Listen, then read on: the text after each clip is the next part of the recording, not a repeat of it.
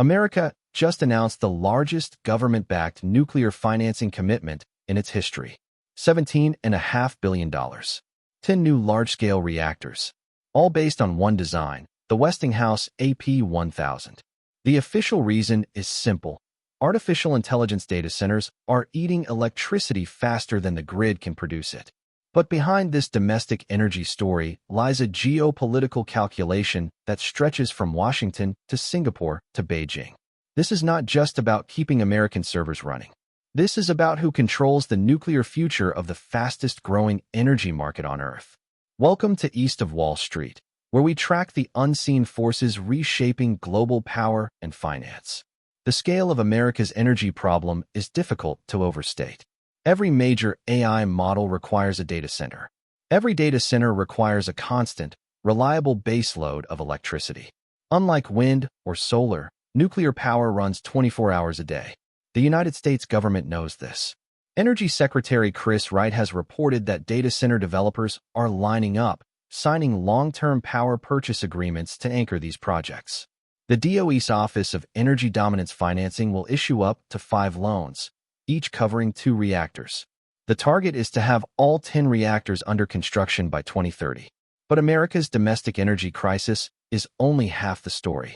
The other half plays out 6,000 miles away. Asia is in the middle of a nuclear scramble unlike anything seen since the post-war era. The 2026 Middle East energy shock, triggered by disruptions to the Strait of Hormuz, exposed every oil-dependent Asian economy as dangerously fragile. Vietnam, Indonesia, the Philippines, and Malaysia all import the fossil fuels that run their grids. When global oil prices spiked, their industrial sectors absorbed the hit directly. Nuclear power, which requires no fuel imports once the reactor is built, suddenly shifted from a long-term policy ambition to an emergency strategic priority. The question was no longer whether to build nuclear. The question became, who do you call? There are currently 3 vendors competing to answer that call. Russia's Rosatom already locked Vietnam in March 2026 with a signed intergovernmental agreement for 2 VVR, 1,200 reactors at Ninh Thuan 1. Beijing is deploying its Hualong 1 reactor technology across Southeast Asia, backed by belt and road financing that requires no upfront capital from the host country. And now Washington, with its $17.5 billion domestic commitment, is rebuilding the AP1000 supply chain, the same reactor it exports globally. This is not an energy story. This is a geopolitical auction. Every reactor deal signed in Southeast Asia is a 30-year strategic alignment. The country that builds your nuclear plant controls your fuel supply, your regulatory standards, your maintenance contracts, and ultimately, your energy security. The AP1000 reactor is the only large-scale advanced commercial reactor currently licensed in the United States.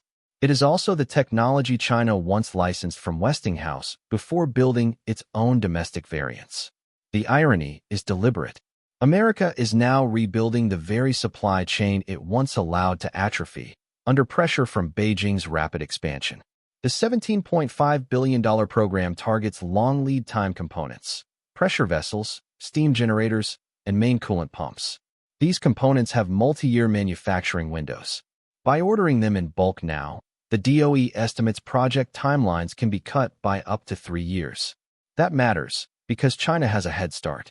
Beijing is on track to become the world's largest producer of nuclear power by 2030. The uranium supply chain adds another dimension of risk. Kazakhstan produces approximately 40% of global uranium output.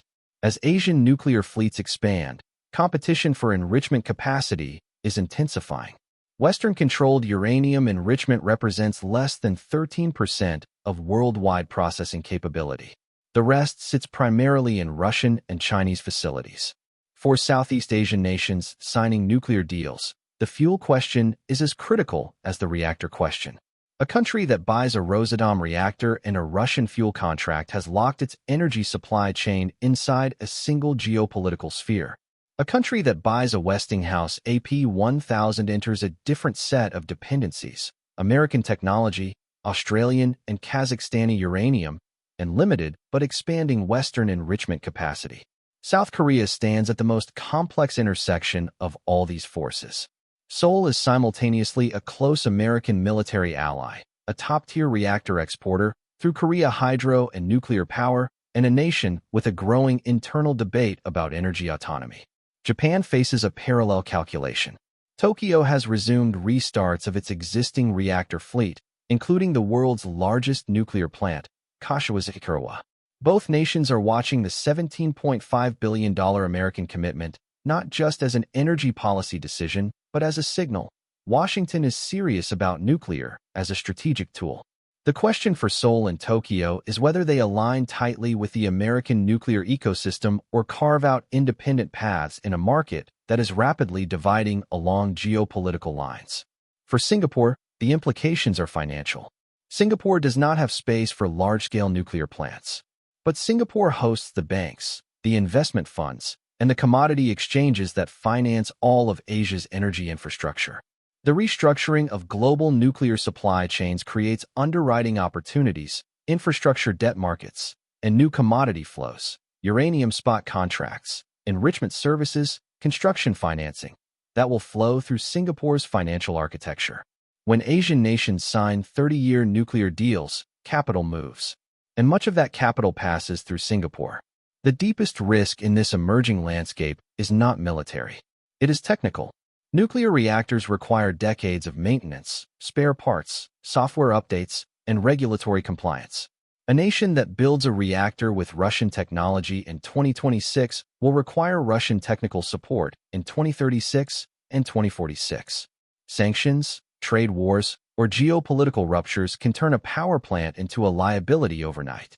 This is the lesson of Europe's gas dependency on Russia, applied now to fission. Energy infrastructure is a 30-year geopolitical commitment. Southeast Asian governments signing these deals today are making choices their children will inherit. America's $17.5 billion nuclear bet is ultimately a move to rebuild relevance in a market it once dominated and then abandoned. For 2 decades, Washington let its nuclear supply chain hollow out while Russia and China built reactors and trained engineers across Asia. The AP1000 program represents a recognition that energy infrastructure is national security infrastructure. But the rebuild takes time. Reactors take 15 years. Supply chains take a decade. China builds in 7. The gap is real. What Washington is betting is that by reestablishing itself as a credible large-scale reactor supplier inside the United States, it rebuilds the commercial and diplomatic credibility to compete for the contracts that will shape Asia's energy geography for the next half-century. If you want to understand the real financial and geopolitical forces driving Asia's economic future, follow East of Wall Street. Subscribe now to stay ahead of the stories that matter. In our next briefing, we will examine the critical mineral supply chains underpinning Asia's EV transition and why cobalt and lithium are becoming the new uranium. Our team tracks the data, the policies, and the physical trade routes that shape global power. Do not get left behind in the age of energy geopolitics. Click subscribe and turn on notifications. Thank you for watching, and stay informed.